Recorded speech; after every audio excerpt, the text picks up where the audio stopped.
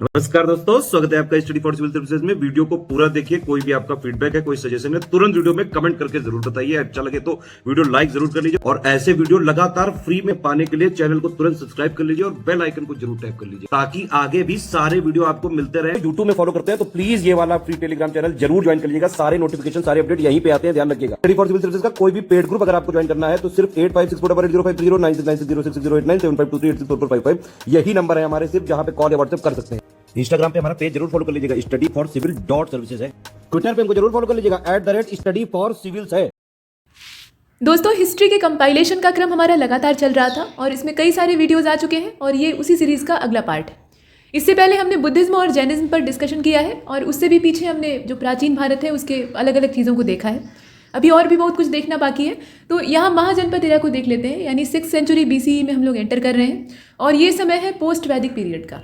यही धीरे धीरे मतलब जो पोस्ट वैदिक इरा या पीरियड है यही कन्वर्ट होकर महाजनपद इरा में तब्दील हो जाता है। असल में ये दोनों हैं एक ही, लेकिन महाजनपद चूंकि इस समय पाए जाने लगते हैं, इनका विस्तार हो जाता है। जो पहले के जनपद थे वो काफ़ी बड़े आकार के हो जाते हैं, उनका एरिया बड़ा हो जाता है, उनकी ताकत बढ़ जाती है, तो इस वजह से वो महाजनपद कहलाते हैं।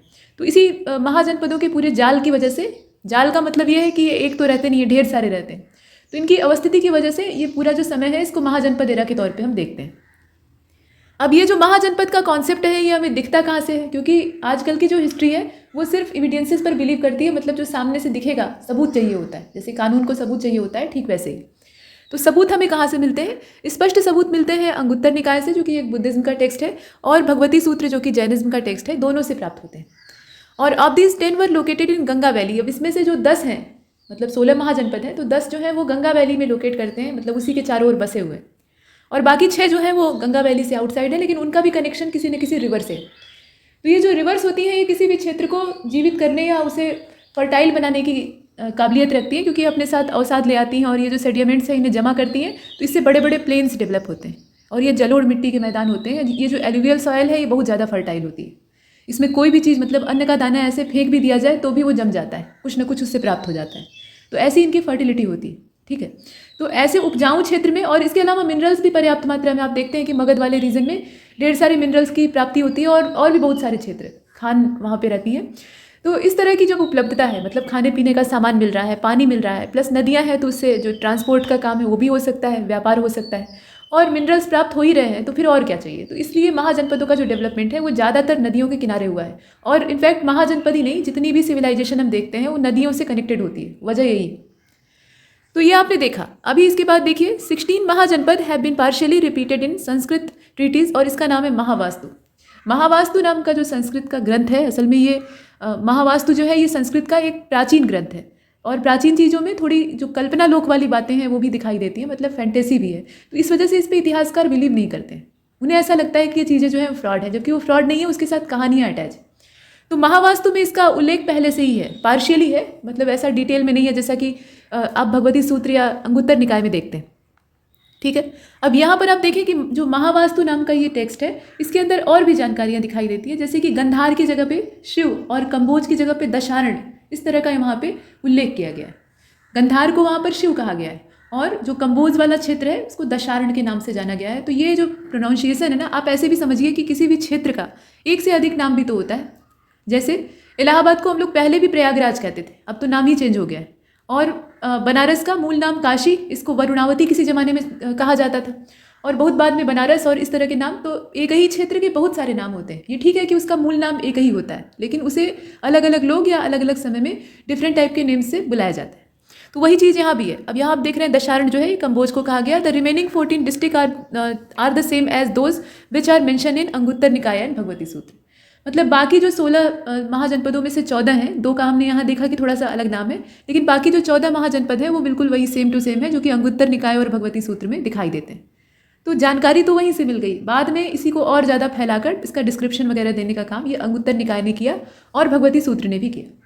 अब चुल्ल निदेश नाम का एक और टेक्स्ट यहाँ आप देख रहे हैं, इसमें ये बताया गया है कि 16 महाजनपदों की जो लिस्ट है उसमें कलिंग भी इंक्लूड है, कलिंग उससे बाहर नहीं।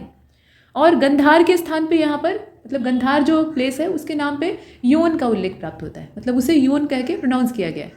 और तमिल टेक्स्ट है शिलप्पाधिकारम, काफ़ी ज़्यादा इंपॉर्टेंट है और ये प्रसिद्ध भी है, आप जानते ही हैं। तो तमिल टेक्स्ट जो शिलप्पाधिकारम है उसमें कुछ और उल्लेख प्राप्त होते हैं, जैसे कि तीन जो महाजनपद हैं ये कौन कौन से हैं, तो मगध, वत्स और अवंती, इनका जिक्र वहाँ से प्राप्त हुआ है। और पाणिनि का जो ग्रामर वाला टेक्स्ट है अष्टाध्यायी, वहाँ पे 40 महाजनपद दिखाई देते हैं, लेकिन ये महाजनपद के नाम से नहीं दिए हुए हैं, इनका नाम जनपद रखा गया है। तो संभव है कि ये जो 40 जनपद रहे हों इनको बाद में कंबाइन करके, मतलब एक जनपद उसमें से ज़्यादा पावरफुल हो गया हो और वो बाकी को जीतते जीतते अपने अंदर मिलाते हुए एक बड़ा आकार ले लेता है, मतलब उसका जो एक्सपेंशन है वो काफ़ी बड़ा हो जाता है। ठीक है, तो इस प्रकार से अष्टाध्यायी में 40 जनपदों का उल्लेख प्राप्त होता है, जिसमें से कि 22 जो है वो ज़्यादा शक्ति संपन्न दिखाए गए हैं, ऐसा उसमें मालूम होता है। तो ये चीज़ें हम देख रहे हैं। अब इसमें से एक भी जानकारी गलत नहीं है, ना बुद्धिस्ट टेक्स्ट की जानकारी गलत है, ना जो हिंदुज़्म का यहाँ ब्यौरा हम देखते हैं उसमें कोई गलती। ये समय समय की बात है। जो पुराना समय था उस समय जनपद ही रहे होंगे, बाद में वो आपस में जुड़कर महाजनपदों का आकार धारण कर लेते हैं। अब इसके बाद आप देखें और भी जानकारी है, जैसे कि स्टेट लाइक सिंधु, अश्मक, कंबोज, भरत, यौधेय, इसके अलावा व्रजरी और कलिंग, ये सब जो जनपद आप देख रहे हैं इसमें प्राच्य जनपद भी शामिल है। तो ये जितने भी राज्य आपने देखे इनका उल्लेख हमें अष्टाध्यायी में दिखाई देता है। महाभारत में 250 जनपदों का उल्लेख हुआ है। तो यही जो 250 और 40 का यहाँ पे एविडेंस हमें दिखता है ना, तो वो बाद में कंबाइंड होकर 16 में तब्दील हो जाते हैं।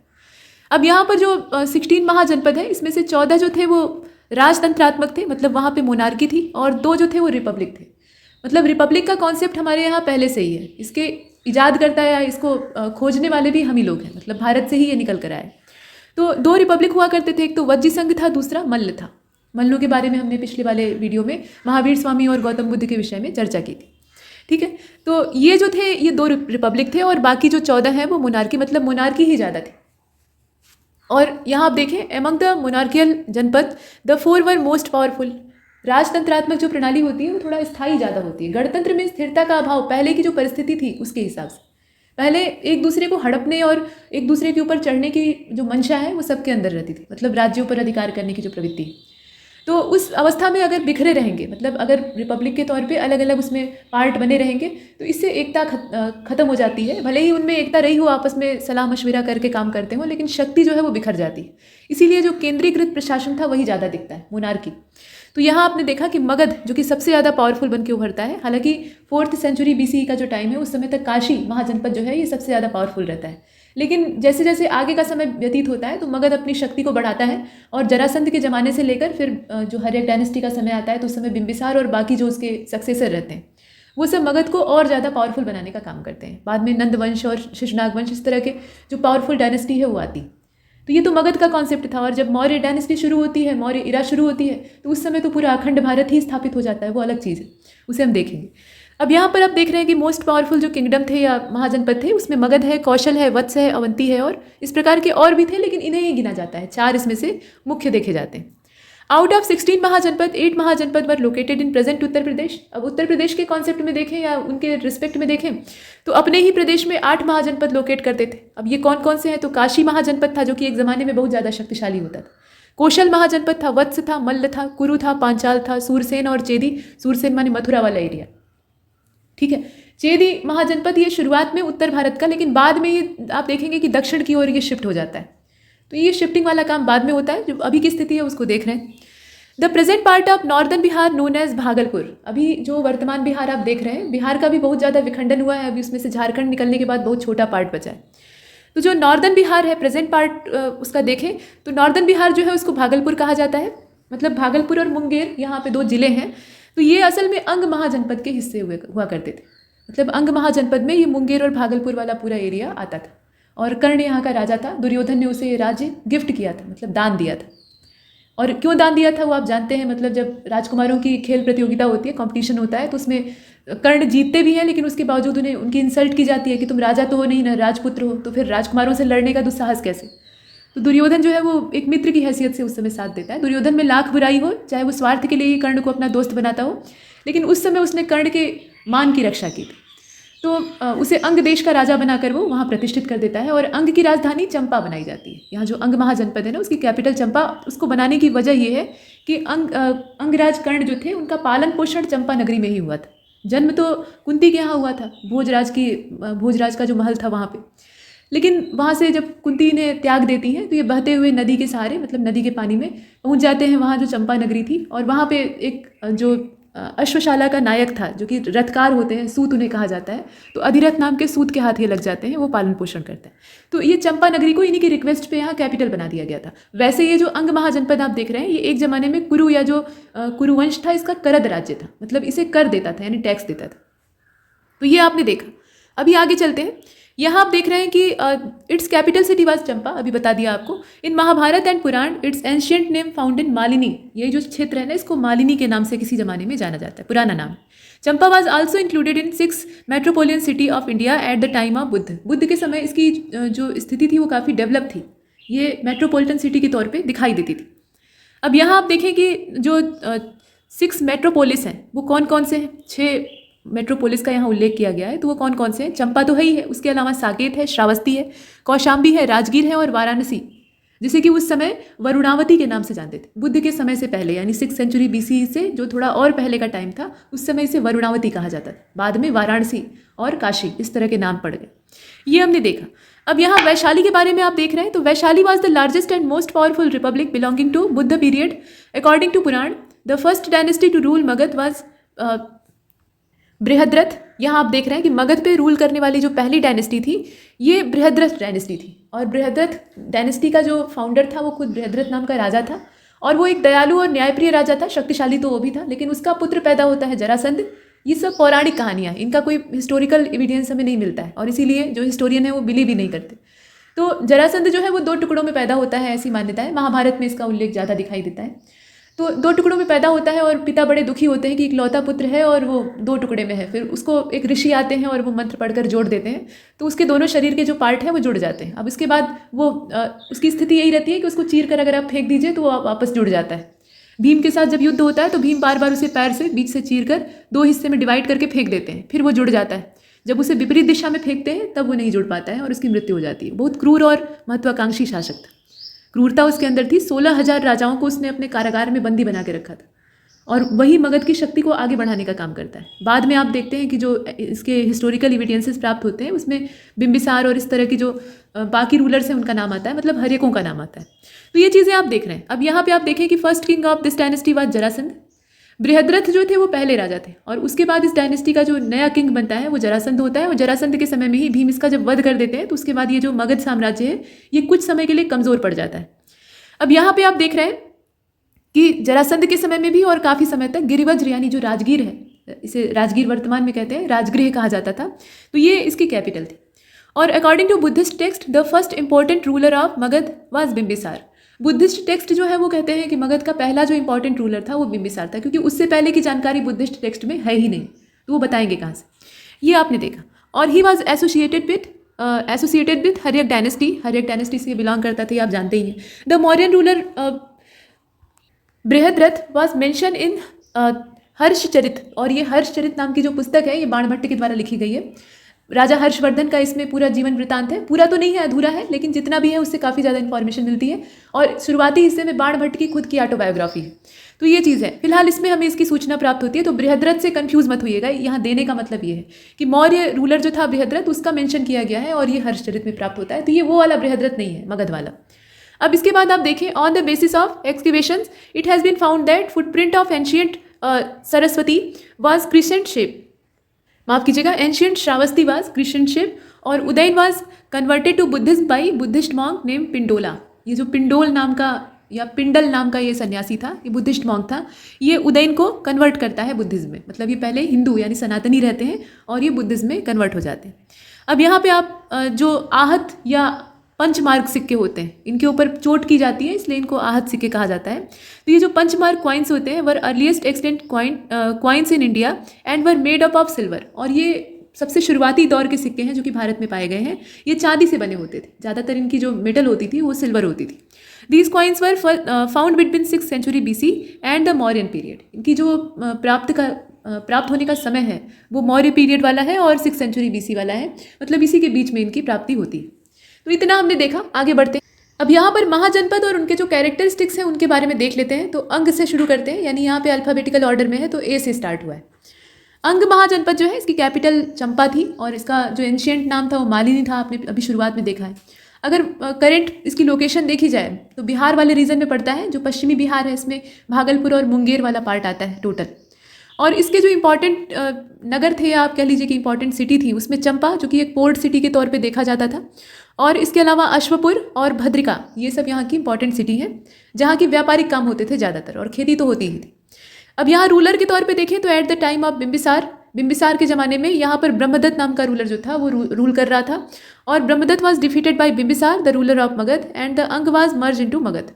यही जो ब्रह्मदत्त था, इसी के समय में अंग को मगध में मर्ज कर लिया जाता है और बिम्बिसार इसको हरा देता है। लेकिन इसका जो शुरुआती हिस्सा है उस समय कर्ण यहाँ पर शासन करते थे, और बाद में उनके जो वंशज हैं वो यहाँ का शासन संभालते हैं। असल में महाभारत के युद्ध के बाद कुछ बचता ही नहीं, मतलब जितने सामर्थ्यवान पुरुष थे, पुरुष योद्धा ही उस समय सबसे ज़्यादा पावरफुल होते थे। महिलाओं को उतना यथोचित सम्मान नहीं मिलता था जैसा मिलना चाहिए, मतलब शासन वाले हिस्से की बात हो रही।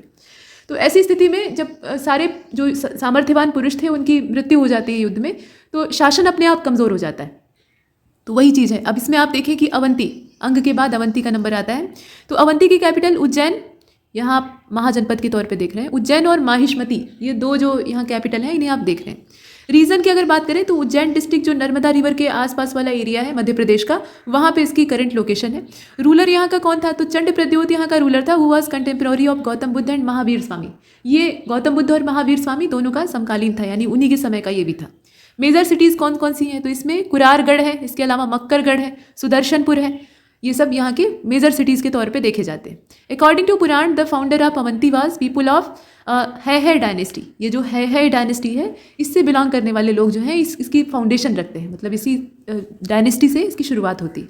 और ये सूर्य के उपासक थे, ये सन वर्शिप करते थे। अब यहाँ पे आप देख रहे हैं कि Bimbisara had sent a physician named Jivaka for treatment of Chanda Pradyota. ये कहानी आपने सुनी होगी।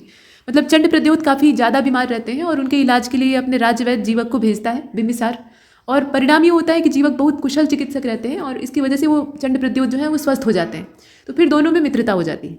ये चीज़ आप देख रहे हैं। अब यहाँ पर दिया हुआ है कि there were 2 part of Avanti mahajanapada, 2 राजधानियाँ, मतलब 2 कैपिटल देख के आपको वैसे भी अंदाजा लग जाएगा कि इसके 2 हिस्से रहे होंगे, मतलब जो एडमिनिस्ट्रेटिव पर्पज़ है उसके हिसाब से 2 पार्ट रहे होंगे। तो Ujjaini was the capital of north Avanti और Mahishmati was the capital of south Avanti. Ujjaini was the capital of Avanti during the Buddha period. ये पूरी इन्फॉर्मेशन माहिष्मती से आपको जो चीज़ें याद आ रही होंगी। अब इसके बाद यहाँ वत्स महाजनपद को देखिए तो इसकी कैपिटल कौशाम्बी थी। प्रेजेंट डे अगर देखा जाए तो प्रयागराज और बांदा डिस्ट्रिक्ट इसमें आते हैं, मतलब टोटल। तो ये आपने देखा, बहुत बड़ा महाजनपद तो नहीं था लेकिन हाँ शक्तिशाली था एक ज़माने में। इसके बारे में कुछ और इन्फॉर्मेशन है, जैसे कि इसका पूरा रीजन अगर देखा जाए तो इसमें इलाहाबाद यानी प्रयागराज, इसके अलावा मिर्जापुर डिस्ट्रिक्ट जो है वो भी आता है। मिर्जापुर पूरा जिला जो है इसमें आ जाता है। रूलर यहाँ का मूल रूप से उदयन था, जो कि कंटेम्प्रोरी था बुद्ध का और बिम्बिसार का भी। अब यहाँ चंड प्रद्योत एंड अजात शत्रु had a conflict with Udayan. अब इनके आपस में शत्रुता रहती ही थी, तो यह चंड प्रद्योत और अजात शत्रु के साथ उदयन का झगड़ा चल रहा था। Chanda Pradyota married his daughter Vasavadatta. ये वासदत्ता या वसादत्ता इन्हें कहा जाता है। ये अपनी पुत्री, मतलब ये पुत्री का नाम है। कहने का मतलब ये है कि चंड प्रद्योत की पुत्री का नाम था वासदत्ता, तो वो अपनी बेटी का विवाह जो है वो उदयन से कर देता है, ये आपने देखा। इसके बाद आप देखिए पिंडोल और disciple of Gautam Buddha gave Udayan some Buddhist teaching and preachings. मतलब यहाँ पे जो ये चंड प्रद्योत हैं, माफ कीजिएगा पिंडोल हैं, ये गौतम बुद्ध के शिष्य हैं, मतलब एक बुद्धिस्ट मॉन्क है तो निश्चित रूप से बुद्ध के शिष्य होंगे। और ये उदयन को बौद्ध धर्म की शिक्षा देते हैं, उनकी टीचिंग्स सुनाते हैं गौतम बुद्ध की, और बहुत सारा प्रवचन करते हैं जिससे कि उदयन काफ़ी ज़्यादा प्रभावित होता है। Later Avanti took over the control of Vatsa and finally Shishunaga got Vatsa merge into Magadha. तो ये सारी डायनेस्टीज जो हैं और सारे जो महाजनपद हैं ये धीरे धीरे श्रिंक होते हुए मगध में जाकर मिलते जा रहे हैं। तो मगध का जो साइज़ है वो बढ़ता जा रहा है। मगध एक मगरमच्छ की तरह से बन जाता है जो सबको निगलने लगता है। तो ये आपने देखा शिशुनाग के ज़माने में ये वत्स जो क्षेत्र था, मतलब पहले तो क्या होता है, वत्स महाजनपद इसको कॉन्क्वेयर कर लेता है और उसके बाद में मगध जब शिशुनाग डायनेस्टी के रूल के अंडर में रहता है तो उस समय इसका मगध में पूरी तरह से विलय कर लिया जाता है। अब इसके बाद आप अश्मक को देख रहे हैं, तो ये साउथ इंडिया का एकमात्र महाजनपद है और इसकी जो कैपिटल है वो पोटली या पैठन, जिसका कि पुराना नाम प्रतिष्ठानपुरी था, तो ये थी। और इसका रीज़न अगर देखा जाए तो नर्मदा और गोदावरी रिवर के बीच का जो पार्ट है जो कि काफ़ी ज़्यादा फर्टाइल है और उपयोगी है, तो वहाँ पर इसकी बसावट थी, मतलब यहाँ ये आबादी बसी हुई थी। इस्टेब्लिशमेंट एंड रूलर्स को देख लेते हैं, तो it was founded by the king name मूलक, और ये मूलक नाम का जो किंग था ये इक्ष्वाकु डायनेस्टी से बिलोंग करता था। अब यहाँ आप देखें कि it was the only mahajanapada located in South India, जैसा कि आपको बताया। अकॉर्डिंग टू जातक और जो अदर बुद्धिस्ट टेक्स्ट हैं उनमें भी ऐसा कहा गया है कि प्रवर अर्जुन ये यहाँ का रूलर था जिसने कि कलिंग को पूरी तरह से कॉन्क्वेयर किया था और इस पूरे कलिंग क्षेत्र को यानी उड़ीसा वाला पूरा एरिया उसको अपने किंगडम में मिला लिया था। तो ये बड़ी बात है, पूरे वेस्ट से लेकर ईस्ट तक अपना शासन स्थापित करना, ये बड़ी चीज़ है। और later Avanti conquered the Ashmaka kingdom, ये आपने देखा, मतलब अश्मक किंगडम को कॉन्क्वेयर करने वाला कौन है? अवंती है। अवंती के बाद फिर उसको कॉन्क्वेयर करता है वत्स, और फाइनली सब जो है वो मगध में जाकर विलय हो जाते हैं। काशी महाजनपद को देखिए, वरुणावती इसका पुराना नाम है, और उसके बाद इसे वाराणसी कहा गया, उसी का बिगड़ा हुआ रूप, और फिर बनारस, ये तो बहुत बाद में नाम रखा गया है। काशी इसका मूल नाम है। तो ये आप देख रहे हैं कि रीजन इसका है near by region of Varanasi, मतलब वाराणसी जितना हम देख रहे हैं उतना नहीं, उसमें आप समझ लीजिए कि उत्तर प्रदेश में वाराणसी को अगर मध्य मान लिया जाए तो पूरा गाजीपुर जिला ये काशी महाजनपद के अंतर्गत आता था। और इधर से अगर आप देखें तो भदोही और प्रयागराज का जो बरौद जिला है वहाँ तक पूरी सीमा थी काशी महाजनपद की। ठीक, तो ये पूरा एरिया है। अब माफ़ कीजिएगा, प्रयागराज का जो बरौद क्षेत्र है वहाँ तक इसकी सीमा दिखाई देती थी, ऐसा माना जाता है, जो पीछे के रिकॉर्ड हैं उसके हिसाब से कहा जाता है। तो ये आपने देखा। अब रूलर यहाँ का कौन था? तो Ajatashatru was the ruler of Kashi eight the time of Ajatashatru Kashi became the part of Magadh. तो जब काशी अजातशत्रु के समय में ही मगध का पार्ट बन गई थी, तो ये निश्चित रूप से यहाँ का भी रूलर होगा। लेकिन इससे पहले यहाँ पर अलग अलग राजाओं का शासन था, मतलब कुछ प्रतापी राजा भी हुए थे। अब यहाँ आप देख रहे हैं कि the first mention of Kashi is found in Atharvaveda. ये काशी काफ़ी प्राचीन नगरी है, ये तो आप जानते ही हैं। तो पहला इसका मेंशन अथर्ववेद में प्राप्त होता है। According to Jataka tales, king Dasharatha and Ram were king of Kashi. Jataka कथाओं के हिसाब से राजा दशरथ और उनके पुत्र राम, यानी भगवान राम, ये काशी के राजा थे। Kashi was situated on bank of Varuna and असी रिवर, इसीलिए इसको वरुणावती कहा जाता था। असी रिवर तो अभी एक नाले में तब्दील हो गई है, बहुत दुर्भाग्य की बात है। और Kashi was famous for cotton textile and horse trading. Horse trading का मतलब ये नहीं कि यहाँ घोड़े बहुत अच्छे पाए जाते थे, घोड़े बाहर से मंगाकर यहाँ बेचा जाता था, मतलब एक अश्व बाजार लगता था। तो ये आपने देखा। अभी आगे बढ़ते हैं। The most powerful ruler of Kashi is Brahmadatta. Brahmadatta जो था वो यहाँ का सबसे ज़्यादा पावरफुल रूलर था।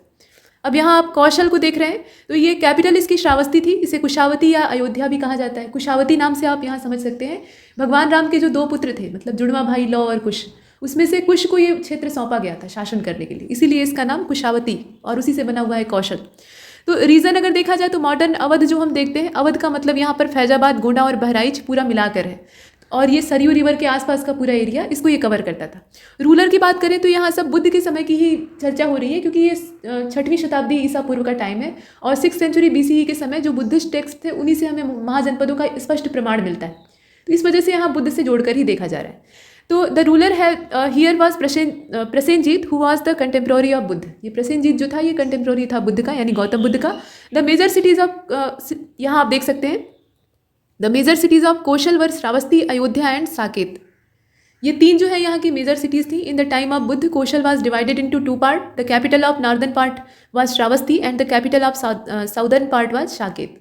2 हिस्से में इसे डिवाइड कर दिया गया था। उसके 2 हिस्से की राजधानियों यानी कैपिटल्स को आप देख रहे हैं, पहले का श्रावस्ती और दूसरे का साकेत।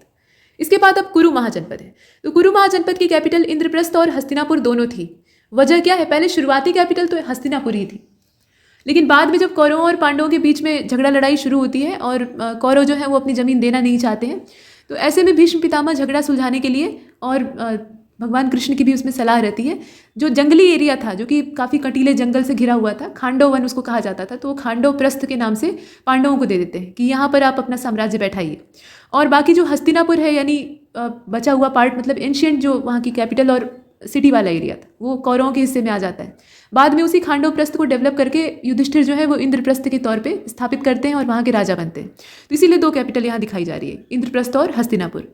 अब यहाँ पे आप देख रहे हैं कि कौरण्य का नाम लिखा हुआ है, तो ये असल में कौरण्य नहीं है बल्कि कौरव्य है। जो असली नाम है ना वो कौरव्य है। तो कौरव्य नाम का एक रूलर था जो कि कंटेम्प्रोरी था बुद्ध का, ये बुद्ध के ज़माने में यहाँ पर रूल कर रहा था। He is mention in Mahabharata and Ashtadhyayi, और this mahajanapada comes within the area of Meerut, Delhi and Thaneshwar. अब इसमें आप देखें कि कौन कौन सा क्षेत्र आता है, तो मेरठ पूरा आ जाता है, उसके अलावा दिल्ली और थानेश्वर भी इसी दायरे में आते हैं, यानी ये भारत का दिल था, यानी केंद्र बिंदु। इसके बाद आप पांचाल को देखें, तो यहाँ पर आप देख रहे हैं कि पांचाल की जो कैपिटल है वो अहिछत्र और काम्पिल्य दोनों है, इसे आपने देखा। और Chulani Brahmadatta was the ruler here, मतलब जब बुद्ध का समय था तो उस समय चुलामी ब्रह्मदत्त जो था वो यहाँ का रूलर था। अच्छा, एक चीज़ और इसमें इंटरेस्टिंग है कि ये जो कुरु शब्द है ये बना कहाँ से है। तो आप ये जानते हैं कि आर्यों का जब भारत में आगमन होता है, चाहे ये भारत के मूल वासिंदे रहे हों या बाहर से आए हों, लेकिन जब ये इस क्षेत्र में प्रवेश करते हैं, इनके आने को लेकर और इनका जो मूल स्थान है उसको लेकर आपस में मतभेद है विद्वानों में, लेकिन ज़्यादातर लोग यही मानते हैं कि बाहर से आए थे। तो जब बाहर से आते हैं तो इनके अलग अलग कबीले यहाँ डेवलप होते हैं, जैसे कि पुरु कबीला, और इसके अलावा भरत कबीला, इस प्रकार से कबीले डेवलप होते हैं। तो ये कबीले आपस में संघर्ष करते हैं अपने वर्चस्व को लेकर।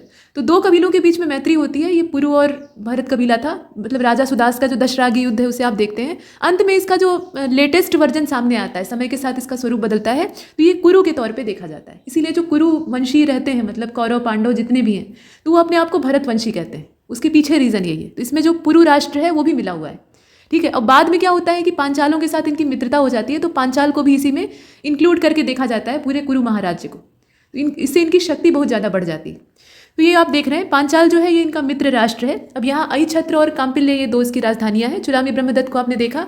अब यहाँ जो एरिया इसका है वो कौन कौन सा है इसे देख लेते हैं। तो बरेली, बदायूं, फर्रुखाबाद, ये सब जो है ये इस पूरे पांचाल महाजनपद के अंतर्गत आते हैं।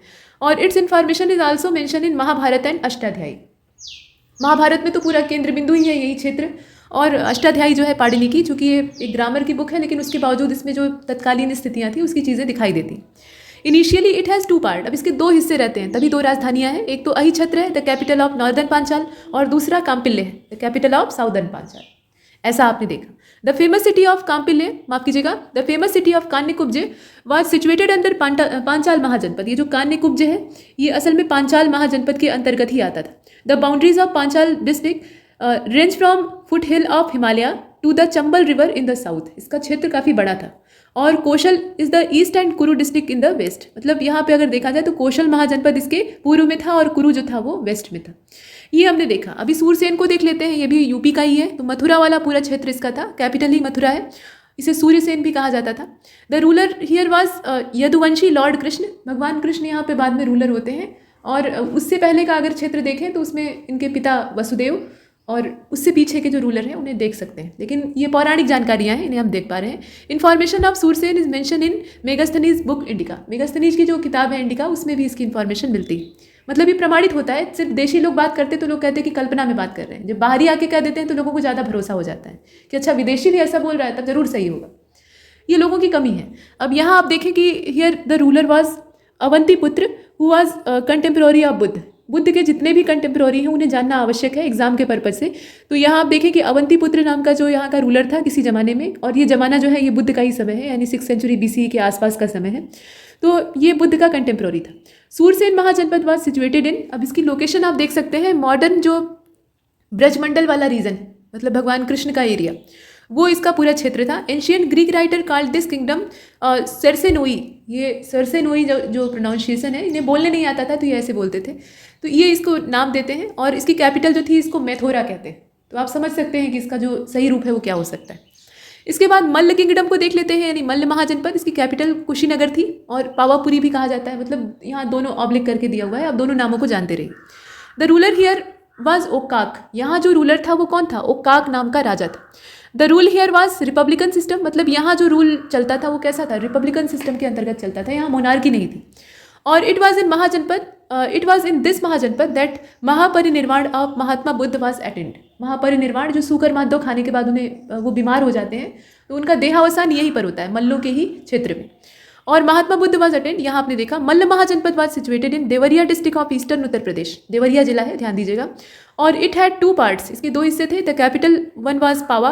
ये जो पावा क्षेत्र है ये इसकी पहली राजधानी के तौर पे या इसके पहले हिस्से के तौर पे देखा जाता है, ठीक है। और दूसरा जो है वो कुशीनारा है, जिसे कि कासिया के तौर पे भी जाना जाता है। तो अलग अलग नाम है, लेकिन जो मूल नाम है सिर्फ उतनी ही जानकारी पर्याप्त है। वज्जी को देख लेते हैं। तो वज्जी की कैपिटल थी मिथिला या वैशाली, यहाँ दोनों ही आप देख रहे हैं। It was a union of 8 republican state, among them were Videha, Lichchhavi and Vajji. मतलब ये वज्जी जो आप देख रहे हैं ना, ये कोई एक चीज़ नहीं है, ये 8 रिपब्लिकन स्टेट का कॉम्बिनेशन है, कंपाइलेशन है। और इसमें जो प्रमुख थे उसमें विदेह को आप देखें, लिच्छवी को देखें और वज्जी को देखें। The principal ruler here was Chetak. ठीक, चेतक के बारे में आपने अभी जो बुद्धिज्म वाला कॉन्सेप्ट था उसमें देखा था। 8 स्टेट्स पर, अब इसमें 8 कौन कौन से रिपब्लिकन स्टेट हैं? तो विदेह, वज्जी और लिच्छवी को तो आप देख ही चुके हैं। इसके अलावा जनक है, कुंडलग्राम है, भोज है और इक्ष्वाकु और कौरव्य भी इसमें शामिल। तो ये सारे इसके अंतर्गत आते हैं। और here was Republican system of governance का यहाँ जो सिस्टम अडॉप्ट किया गया था वो रिपब्लिकन सिस्टम था। Vaishali the capital of entire Vajji Sangh was founded by Vishal who was from Ikshvaku dynasty. तो एक तरह से हम देखें तो वज्जी महाजनपद जो है इसका फाउंडर कौन था? ये इक्ष्वाकु डायनेस्टी के लोग थे और विशाल नाम के एक प्रतापी राजा ने इसकी नींव रखी थी, इसीलिए इसको वैशाली कहा गया। तो ये सब हमने देख लिया। अब इसके बाद कंबोज को देख लेते हैं। तो इसकी राजधानी मतलब कैपिटल जो है वो हाटक है। वैदिक इरा में इसको राजापुर कहा जाता था। और it included the area of Rawalpindi. ये एकदम भारत का जो पश्चिमी हिस्सा है जो कि अब पाकिस्तान में चला गया, वहाँ पे पड़ेगा। तो रावलपिंडी, पेशावर और काबुल वैली जो पाकिस्तान की है वो पूरा कंबोज महाजनपद के अंतर्गत आता था। This region was famous for superior horses. इधर के जो घोड़े होते थे वो काफ़ी अच्छे होते थे। और in the Mahabharata the information of two rulers Chandravarman and Sudakshina has been discuss. दो शासकों का यहाँ पे ब्यौरा प्राप्त होता है जो कि कंबोज से बिलोंग करते थे और ये कौरवों को सपोर्ट करते हैं, यानी दुर्योधन की सेना में रहते हैं। ठीक, तो ये कंबोज का यहाँ पे योगदान था महाभारत में। और बाकी अगर देखा जाए तो अच्छे घोड़ों के लिए काफ़ी ज़्यादा फेमस था। तो ये कुरुओं की निगाह में हमेशा रहता था क्योंकि कुरु वंशज जो थे वो युद्ध प्रिय थे, जो कि आर्यों की मुख्य प्रवृत्ति थी। आर्य जो थे ये बाहर से आए हों चाहे यहाँ के रहे हों, ये योद्धा प्रवृत्ति के थे। मतलब इनमें आक्रमण करके कब्जा करने की प्रवृत्ति दिखाई देती है। और इनके पास तेज रफ्तार में दौड़ने वाले घोड़े रहते हैं जिससे कि ये ज़्यादा शक्तिशाली सिद्ध होते हैं और लोहे का भी इन्हें नॉलेज रहता है अच्छा खासा। तो ये उन्हीं की प्रवृत्ति धारण करते थे। तो इन्हें युद्ध की काफ़ी शौक रहता था। इसके अलावा शिकार खेलने का, तो इन्हें घोड़े चाहिए होते थे। तो घोड़े के चक्कर में भी ये इस क्षेत्र में कॉन्क्वेयर करते थे। ये आपने देखा। अब इसके बाद चेदी को देख लेते हैं। तो चेदी की जो राजधानी है, माने कैपिटल है, वो सोथिवती यानी शुक्तिमती है। और इसका जो सबसे प्रतापी राजा था वो शिशुपाल था। और ये कंटेम्प्रोरी था महाभारत का। मतलब महाभारत का कहना यहाँ ज़्यादा सही नहीं रहेगा, जो महाभारत कालीन समय था उस समय का ये रूलर था। और ये भगवान कृष्ण के द्वारा मारा गया। कहा जाता है कि ये भगवान कृष्ण की बुआ का पुत्र था और बुआ को कृष्ण भगवान ने वचन दिया था कि ये इसके 100 अपराध क्षमा करेंगे, उसके बाद नहीं। तो जब युधिष्ठिर राजसूय यज्ञ अपना फैलाते हैं, इंद्रप्रस्थ का उद्घाटन होता है, तो उस समय शिशुपाल भी आते हैं। और ये जब देखते हैं कि भगवान कृष्ण को यहाँ पे पुरोहित बनाकर उनकी चरण पूजा हो रही है, मतलब वो बैठे हुए हैं और थाली में उनका पैर रखकर धोया जा रहा है, तो वो बड़ा ही क्रोधित होता है। कहता है कि ये गाय चराने वाले ग्वाले को इतना सम्मान दिया जा रहा है। इससे आपको ये भी पता लगता है कि उस समय जाति व्यवस्था कितनी ज़्यादा चरम सीमा पर थी। और भी महाभारत में ऐसे प्रमाण मिलते हैं। तो फिलहाल कृष्ण भगवान जो है उसके कई अपराध क्षमा करते हैं, लेकिन जब 100 कंप्लीट होता है तो सुदर्शन से फिर क्या करते हैं वो आप जानते हैं। अब इसके बाद आगे देखते हैं। The area of this mahajanapada include Yamuna river area of Madhya Pradesh and Bundelkhand. इसका जो विस्तार है उसे आप देख सकते हैं। ठीक, कितना बड़ा विस्तार। 6th century BC the Chedi mahajanapada was situated in eastern and adjacent part of modern Bundelkhand. जो मॉडर्न बुंदेलखंड है उसका एडजेसेंट पार्ट पूरा और उसके अलावा जो ईस्टर्न पार्ट है पूरा वो इसके अंतर्गत आता है।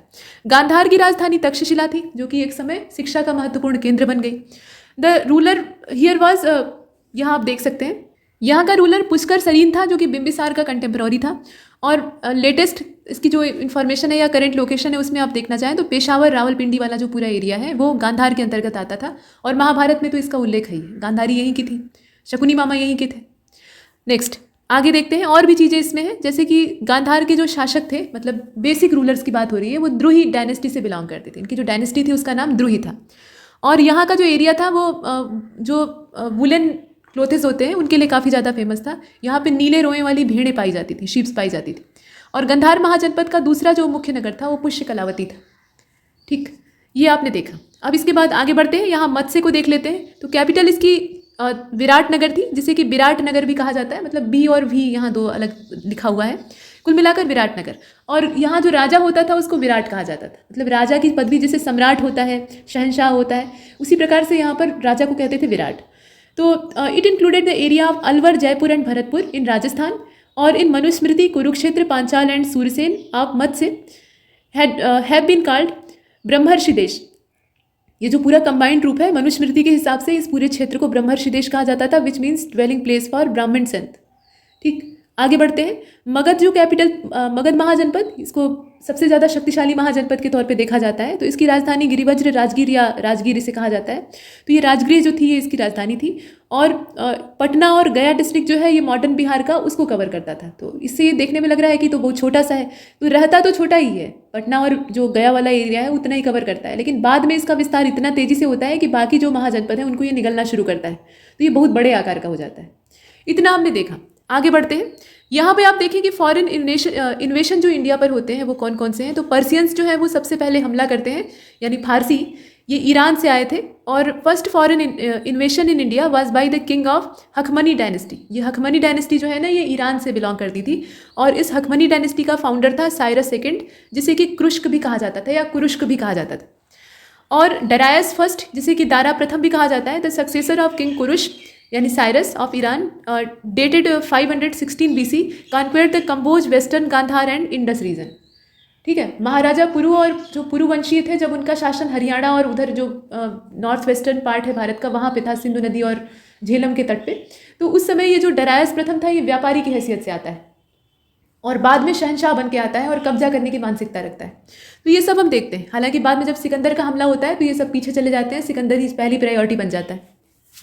आगे बढ़ते हैं। यहाँ आप देखें इफेक्ट क्या होता है। तो भारत में जो प्रभाव पड़ता है, कोई भी विदेशी शक्ति अगर हमला करेगी तो उसका दोनों तरह का प्रभाव होता है। ज़्यादातर तो नेगेटिव होता है, क्योंकि हमला करने का मतलब ये है कि कब्जा करना, मारना और दबाना, लेकिन उसका कुछ पॉजिटिव इम्पैक्ट भी होता है। तो India's relation with western countries were strengthen, मतलब जो भारत के रिलेशन थे वेस्टर्न कंट्रीज़ के साथ, वो काफ़ी मजबूत हो जाते हैं।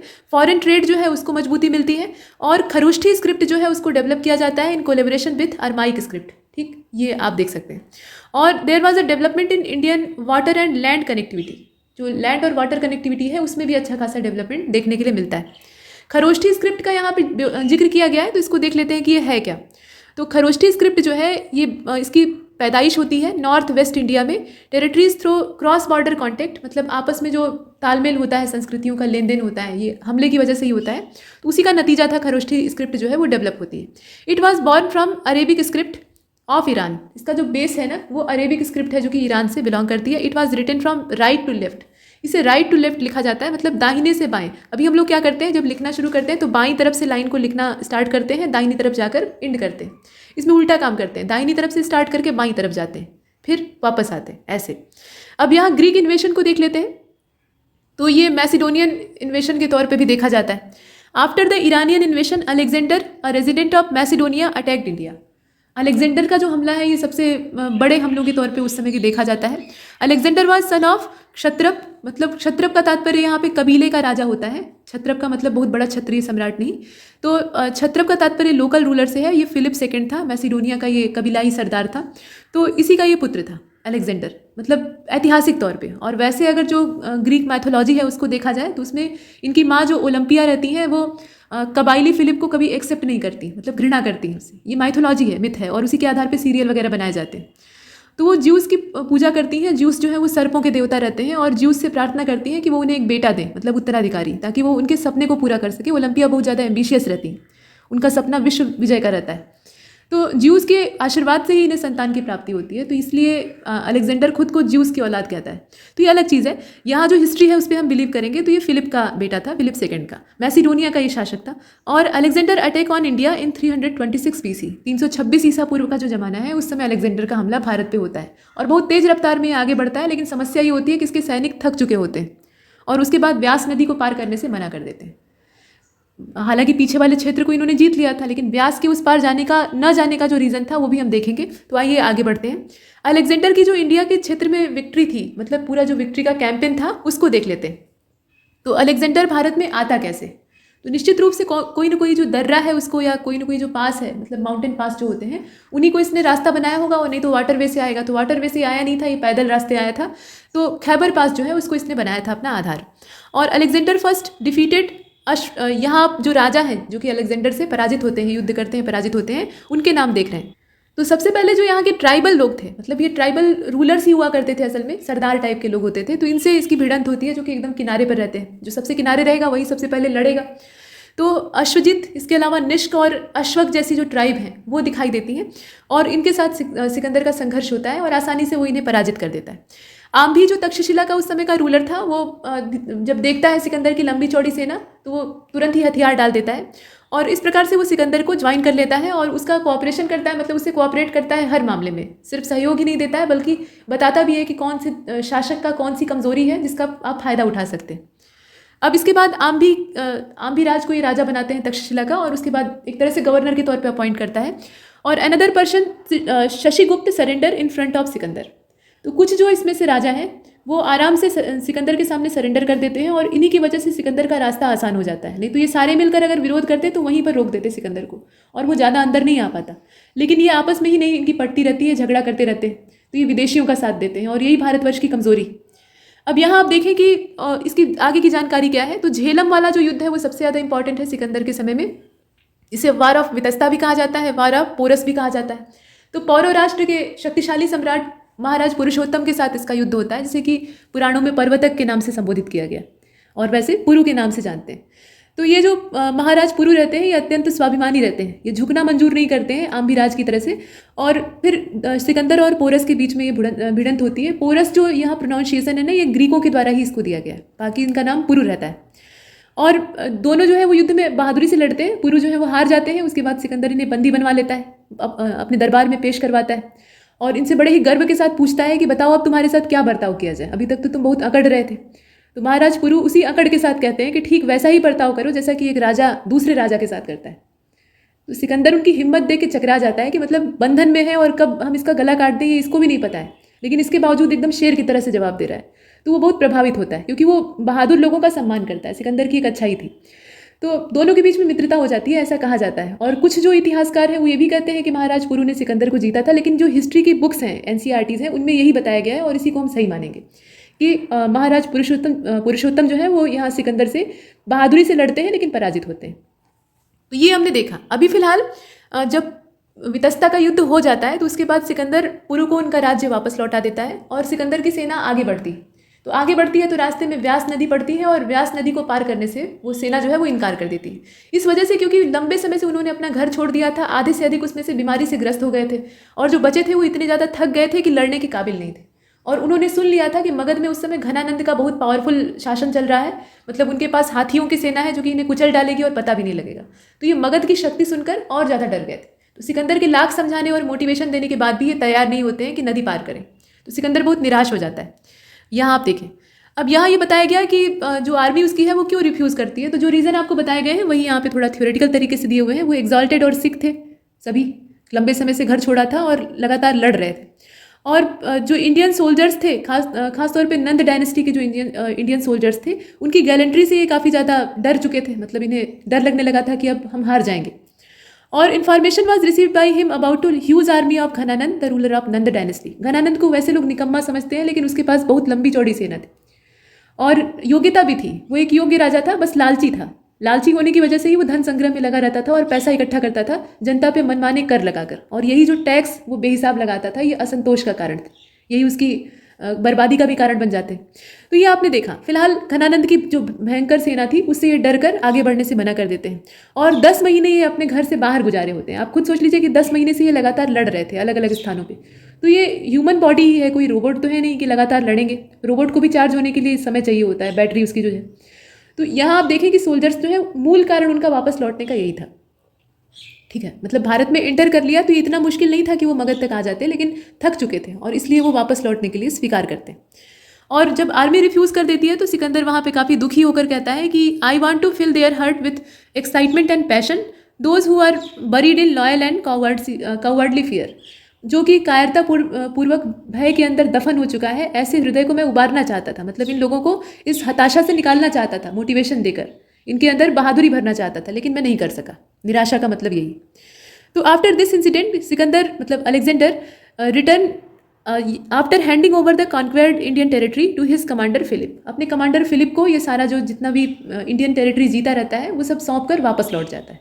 तो ये चीज़ है, इसे हमने देखा और यहीं पर इस वीडियो को समाप्त करते हैं। आगे की कहानी आगे होगी, इसमें इतना ही। तब तक के लिए नमस्कार।